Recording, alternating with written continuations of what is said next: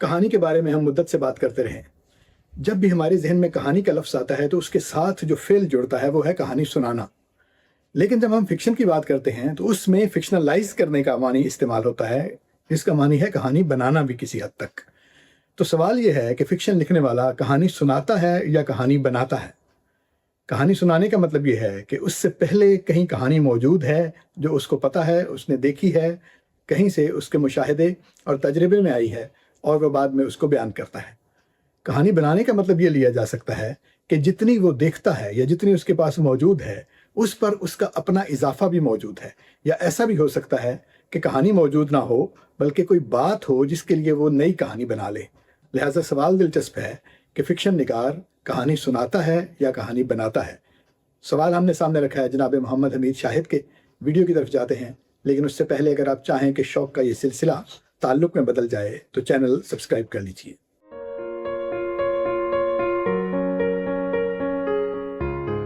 अस्सलाम वालेकुम। आबिद सयाल हाज़िर है इदारे उर्दू के सिलसिले एक सवाल के साथ, और आज अपने कुछ सवालों के साथ मैं हाज़िर हुआ हूँ जनाब मोहम्मद हमीद शाहिद साहब की खिदमत में। सर, बहुत मेहरबानी, मोहब्बत आपकी, वक्त इनायत फरमाया आपने। आपका शुक्रिया, आप तशरीफ़ लाए। आप हमेशा से मेहरबान हैं। और मैं यानी जो हमारे सेमिनार थे उसमें तो मुसलसल आप तशरीफ़ लाते रहे, लेकिन जो बिलमुशाफ़ा मुलाकात है ये वाली, और जो अलग से गुफ्तगू है, ये पहली दफ़ा है, तो मोहब्बत आपकी, आपने वक्त इनायत किया है। आपकी तवज्जो का शुक्रिया। ख़ास तौर पे इसका जो फ़ायदा है वो हमारे जो तालिब इल्म हैं जी। उनको ख़ास तौर पे होता है कि हम ऐसे मामलात की तरफ जाते हैं जो अफ़साने को, तनकीद को, शायरी को ख़ास तौर पर पढ़ने में मुआविन उनके होते हैं, और वो ज़रा उसको तवज्जो के साथ और इर्तिकाज़ के साथ देखते हैं। तो पहला सवाल जो है वो अफ़साने के बारे में है या कहानी के बारे में है, ओवरऑल फ़िक्शन के बारे में, कि जो फ़िक्शन निगार है वो कहानी सुनाता है या कहानी बनाता है? फ़र्क इसमें ये है, ज़ाहिर है आप समझते हैं यानी तालिब इल्मों के लिए, कि कहानी सुनाने का मतलब ये है कि कहानी पहले से मौजूद है, आप उसे सिर्फ़ सुनाते हैं। कहानी बनाने का मतलब ये है कि कहानी पहले से उस तरह से मौजूद नहीं है, आप बनाते हैं। देखें, थोड़ा-सा चीज़ों को समझना पड़ेगा। ज़रा। क्या कहानी सिर्फ़ वाक़या है या वाक़यात का एक मजमूआ है? और इससे पहले ऐसा होता रहा है, हमारी पूरी तारीख़ जो है, हमारी किस्सा कहानी की रवायत जो है मौजूद है, जिसमें कहानी बनाई जाती थी। और वो सारा सिलसिला जो है वो एक तख़य्युल की बुनियाद पे वो काम करता था। लेकिन जिस वक़्त अफ़साने की हम जब बात करते हैं, तो इसे कहानी से थोड़ा-सा मुख्तलिफ़ भी करना पड़ेगा। ठीक है। कहानी महज़ वाक़यात का मजमूआ नहीं है, जी, बल्कि एक तख़लीक है। जी। और तख़लीक कुछ चीज़ों का कॉम्बिनेशन होती है, कुछ का मजमूआ होती है। उसमें कहानी एक उनसर के तौर पे मौजूद होती है। उसमें ज़ुबान मौजूद होती है, उसमें तख़य्युल अपना काम कर रहा होता है, उसमें आपका तजर्बा काम कर रहा होता है, आपका मुशाहिदा काम कर रहा है। ये सारी चीज़ें काम करने के साथ आप एक कोई बात सुझाना चाहते हैं, और वो आप जो सतरें हैं उनके बीच में कहीं न कहीं रखते हैं, इस एक रोशन चिराग की तरह कि वो मौजूद है, लेकिन वो बिल्कुल उसके तहख़ाने के अंदर मौजूद है। तो ज़ाहिर है, जब आप ये बात करेंगे तो अब आप कहानी बनाना और सुनाना, ये दोनों जो अमूर हैं, मेरा ख़्याल है किसी न किसी सतह पे ये शामिल होने के बावजूद भी तशना रहेंगे। ठीक है। क्योंकि कहानी बुनियादी तौर पर फ़िक्शन के अंदर वाक़या निगारी काफ़ी नहीं है। यानी आपके माजरा, कहने का मतलब है कि जो फ़िक्शन है वो इन दोनों से ऊपर है, जी, इनसे होने से सुनाने ऊपर से भी है, और बनाने सुनाने से भी। से भी और बनाने बनाने से से, भी। ठीक है। तख़लीक का अमल अगरचे उसमें बनाने का अमल शामिल है, लेकिन उसमें शऊर और लाशऊर दोनों काम कर रहे होते हैं। और वो एक ख़ास कैफ़ियत होती है। मार्क्यूज़ ने जैसे कहा था कि मैं सफ़ेद कागज़ की दहशत से डरता हूँ, तो आखिर इस किस लिए क्या कहा बात था? है! कि वो अब बनाने का अमल अगर काफ़ी होता होता तो वो तो बैठ के वाह, आदमी वाह! बनाना शुरू कर देता है। ये एक बढ़िया जो है, ये एक कारीगर जो है, ये उसका काम नहीं है कि आपने एक डिज़ाइन आपके पास मौजूद है और आपने बना जी, लिया। ऐसे। बल्कि इसके अंदर एक और क़ुव्वत भी शामिल होती है, वो तख़लीक़ी क़ुव्वत है आपके यहाँ, और वो आपको ज़िंदगी भर के तजर्बे से और मुशाहिदे से और मुताले से और चीज़ों के बारे में सोचने से और उन अमूर को भी अपने फ़िक्शन का हिस्सा बना लेने से, जिन्हें किसी और तरह बयान नहीं किया जा सकता, और वो इसी صرف وسیلے سے بیان ہو سکتی ہیں، تو اس کے لیے گنجائشیں رکھتے چلے جانے سے یہ کہانی بنتی ہے۔ تو ظاہر ہے یہ عمل جو ہے ان دونوں سے بڑھ کے ہوتا ہے۔ جب آپ کہتے ہیں فکشنلائز کرتے ہیں آپ کسی چیز کو، تو یہ جو فکشنلائز ہے، اور ابھی آپ نے کہا کہ یہ آرٹ ہے، تو جو آرٹ ہے وہ بھی اس وقت تک پیدا نہیں ہوتا جب آدمی کی ایفرٹ جب تک شامل نہ ہو اس میں. تو اس کا مطلب ہے کہ یہ پہلے سے موجود شے تو نہیں ہے، آپ اس میں کچھ بناتے ہیں اور کچھ اضافہ کرتے ہیں تو تبھی فکشن بنتا ہے نا. بالکل فکشن جو ہے، ایک تو پہلے اس کو سمجھنا یہ ہے کہ یہ فیکٹس کے انگینسٹ کوئی چیز ہے، یعنی جو حقیقت ہے اس کے مقابلے میں کوئی چیز بنائی گئی چیز ہے، گھڑی ہوئی حقیقت ہے، ایسا نہیں ہے. ٹھیک ہے. پہلی بات تو یہ ہے کہ بڑی مزے کی ایک بات کہی تھی، اپنی مثال دینا تو مناسب نہیں ہوتا لیکن وہ مجھے فوراً یاد آ گئی ہے. وہ احمد نعیم قاسمی نے میرے افسانوں کے پہلی کتاب جو تھی اس کے فلیپ پہ یہ عبارت ایک تاکی تھی. اس میں کسی افسانے کے بارے میں انہوں نے کہا کہ اس کا ایک ایک کردار ایک ایک ہزار کرداروں کے نمائندگی کرتا ہے. تو اس کا مطلب یہ ہے کہ آپ جب لکھ رہے ہوتے ہیں تو کسی ایک کریکٹر کو نہیں لکھ رہے تھے، اس گوں کے ہزاروں لاکھوں کریکٹرز کو لکھ رہے ہوتے. بہت اچھا. نتیجہ یہ ہے کہ جب آپ وہ کیفیت، اس کیفیت تک آپ پہنچتے ہیں کہ آپ ایک ہی وقت میں 1000 آدمیوں کا مشاہدہ کر رہے ہوتے ہیں، جو انسانی زندگی میں عام طور پہ پاسبل نہیں ہوتا. تخلیق کار کو اس کی اپنے اندر جو صلاحیت موجود ہوتی ہے، اس کی جو حیثیت موجود ہوتی ہیں، اس کی جو حصیں کام کر رہی ہوتی ہیں، اس کا تخیل جو کام کر رہا ہوتا ہے، وہ ایک خاص لمحے میں منضبط ہو جاتا ہے. بالکل ایسے ہی جیسے آپ ایک مؤدب عدسہ لیتے ہیں اور اسے سورج کے سامنے کرتے ہیں تو جب شعائیں آتی ہیں تو وہ ایک نقطے پہ مرتکز ہو کے اسے جلاتی ہیں. اسی طرح ہی وہ لفظ کے اندر بھی اسی طرح ہی مہکنے لگتا ہے وہ معنی جو آپ اتنے سارے لوگوں کے مشاہدے اور مطالعے کے بعد آپ کے ہاں کہیں نہ کہیں لاشعور میں موجود ہوتا ہے، تو وہ آپ اس کو کاغذ کے اوپر منتقل کرتے ہیں. لہٰذا یہ بنانے کا عمل کاریگر والا نہیں ہے، ٹھیک ہے. یہ تخلیق کار کا عمل ہے. ظاہر ہے. اس میں لفظ بنانا جو ہے وہ چھوٹا پڑ جاتا ہے. تخلیقی عمل جب آپ ایسے کہ تخلیق کرتا ہے تو مجھے کوئی اعتراض نہیں ہوتا. آپ جب بات کرتے ہیں تخلیق کرنا اور چیز ہے، بنانا اور چیز ہے، کاریگری اور چیز ہے.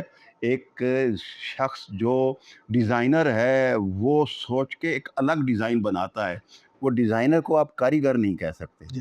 وہ تو وہ دیکھے گا اور دیکھ کے اس کی نقل تیار کر کے آپ کے سامنے رکھ دے گا. کاریگر جو ہے آپ اسے کہیں گے جی اس طرح کا میز بنانا ہے، وہ آپ کو میز بنا کے رکھ، لیکن اسے کہیں گے یار ایسا میز بناؤ جو پہلے نہ ہو تو اس کے لیے مشکل ہو جائے گا، جس کا کوئی نمونہ نہ ہو اس کے لیے مشکل ہو جائے گا. لیکن اگر آپ اس سے بھی کہیں جو دوسروں سے مختلف بناتا ہے تو وہ بھی بنائے گا یا کہیں سے بنا بنایا لائے گا. نہیں بنائے گا لیکن اس آپ کے یہ کہہ اندر سے سکتے لے کے آئے گا. دیکھیں نا، آپ یہ کہہ سکتے ہیں یعنی کہ اس کے بنانے کی سطح جو ہے وہ بہت اعلیٰ ہے. وہ اعلیٰ بھی ہوگی اور اس میں میں پہلے گزارش کر چکا ہوں کہ صرف شعوری سطح پہ اس کی کارروائی وہ نہیں کر رہا بلکہ لاشعور کا اس کا تجربہ بول رہا ہوتا ہے، اور وہ خود بخود ایک عمل جو جسے کہتے ہیں نا، آپ شاعر لوگ ہیں، آپ سمجھتے ہیں کہ جب مصرع آتا ہے تو وہ بناتے ہوئے نہیں آتا، جب کوئی نیا خیال آتا ہے. جی ظاہر. اور کیسے کیسے شعر آتے ہیں، کیا عام زندگی میں آپ ان کو اگر گھڑنا لگے تو شاید ویسا مصرع آپ نہیں کہہ سکیں گے، لیکن وہ یکدم ایک کوندے کی طرح خیال جو آتا ہے اسے آپ بنانا نہیں کہتے، وہ آپ ایسا ہی آتا ہے آپ کے پاس. یہاں بھی ایسا ہوتا ہے کہ وہ ایک خیال جو ہے وہ کوئی نہ کوئی ایک کرینہ ہو اس کا. مثلا جب بھی میں افسانے لکھتا ہوں تو مجھے سب سے بڑا مسئلہ یہ ہوتا ہے کہ یہ اس کا فارمیٹ کون سا سب سے بہتر ہوگا جس میں یہ ڈل سکتا ہے، بالکل صحیح. اس کی تکنیک کون سی ہوگی. تو وہ خود بخود وہ کہانی جو ہے وہ اپنی تکنیک لے کے آتی ہے. اور ایک دوسرا آدمی جو ہوگا جو سمجھتا ہے کہ واقعہ نگاری ہی افسانہ نگاری ہے، تو وہ تو سیدھا سادہ اس کا آغاز کرے گا، اس کا وسط ہوگا، اس کا انجام وہ واقعہ کو لکھ دے گا. دونوں میں فرق ہوتا ہے. ٹھیک ہے. چلیں وہ بات دوسری طرف چلے گی، تخلیق اور ہنر کی طرف چلیں، تھوڑا سا اس کا بھی ٹچ آ گیا تو اچھا ہی ہے. بنیادی بات تھی فکشن کے حوالے سے سنانے اور بنانے کا فرق جو میرے ذہن میں تھا وہ یہ تھا کہ بعض افسانہ نگار یا فکشن نگار ایسے ہو سکتے ہیں کہ جو زندگی کا مشاہدہ کریں اور دیکھیں کہ کہاں کہاں پر کوئی کہانی موجود ہے، اور وہ یعنی کہانیاں تو آس پاس موجود ہوتی ہیں، ان میں سے وہ کسی ایسی کہانی کو سلیکٹ کر لیں جو ہوئی ہو اور وہ اس کو تھوڑا سا مختلف کر کے اس کو بیان کر دیں. یہ ہو گیا سنانا. اور بنانا یہ ہے کہ آپ نے اس جیسی کہانی کہیں نہ دیکھی ہو لیکن آپ مختلف چیزوں کو ملا کر ایک ایسی کہانی تخلیق کریں جس کا پہلے سے باہر میں وجود نہ ہو اور کچھ آپ بنائیں. دیکھیں جو پہلی بات آپ تو نے اب کہی ہے ظاہر ہے سنانے دونوں چیزیں اس میں موجود ہاں ہوتی نہیں ہیں. نہیں، لیکن ایسا کبھی بھی لیکن نہیں ہوتا کوئی، یعنی فکشن لکھنے والا مطلب میں نے آپ کی بات کبھی کاٹی، بھی ایک بات مطلب مجھے یاد آئی غلام عباس کی. تو اس سے کرداروں کے بارے میں پوچھا گیا کہ آپ کردار جو ہیں وہ کیسے آپ کے ذہن میں آتے ہیں. تو کہتے ہیں میں کردار تخلیق نہیں کرتا، کردار موجود ہوتا ہے، میں آس پاس اپنے دیکھتا ہوں، پھر مجھے نظر آ جاتا ہے کہ یہ کردار ہے میرا، پھر میں اس کا پیچھا کرتا ہوں. وہ جو کچھ کرتا ہے میں اس کو نوٹ کرتا ہوں، دیکھتا ہوں، اس کا مشاہدہ کرتا ہوں، اور اس کے بعد مجھے پتہ چلتا ہے کہ یہ کردار جو اس سے پہلے میں اس کو زندگی میں دیکھتا تھا لیکن یہ سب کچھ مجھے پتہ نہیں تھا، تو میں اس کو لا کے تو کہانی میں بیان کر دیتا ہوں. دیکھیں مطلب آپ ایک نے بات دو لفظ استعمال کیا، ایک مشاہدہ کرنا ہے، اس کا پیچھا کرنا ہے. یہ پیچھا جو ہے یوں نہیں ہے کہ آپ کھڑے ہوئے پہن لیتے ہیں ہاں پاؤں میں اور بھاگ پڑتے ہیں اس کردار کے پیچھے، جی بلکہ اس کا پیچھا کرنا یہ بھی ہے کہ آپ تخیل کے اندر ہی آپ اس کا پیچھا بھی کر رہے ہیں کہ یہ کہاں کہاں جا سکتا ہے. اور ظاہر ہے اس کے اندر وہ جو آپ کا قوت مشاہدہ ہے اور تخیل جو ہے یہ دونوں کام کر رہے ہوتے ہیں. کوئی بھی فکشن لکھنے والا، جنون فکشن لکھنے والا بین ہی وہ واقعہ نہیں لکھتا، نہیں، ظاہر ہے فکشنلائز کرنے کا تو وہ مطلب ہی یہی ہے. اس کو ایز سچ نہیں سنا دیتا جیسا اس نے واقعہ دیکھا ہے اور اس نے سنا دیا، بلکہ اس کے اندر وہ ایسی کچھ نہ کچھ گنجائشیں رکھتا ہے جو اسے ایک عام واقعے سے ہٹا کے، ایک خبر سے ہٹا کے اسے تخلیق بناتے یہی سوال ہے، سنانا اور بنانا. یہی ہے اس میں سناتے تو اب وہ وہ ہیں. تخلیق اس کو تخلیقی سطح پہ اس کو لے کے آتا. اور ظاہر ہے اس کے پیچھے ایک پورا تخیل آپ کا، میں نے کہا جس میں اس کے کمپوننٹ ہیں مختلف، اور وہ سارے کام کر رہے ہوتے ہیں ایک ہی وقت میں.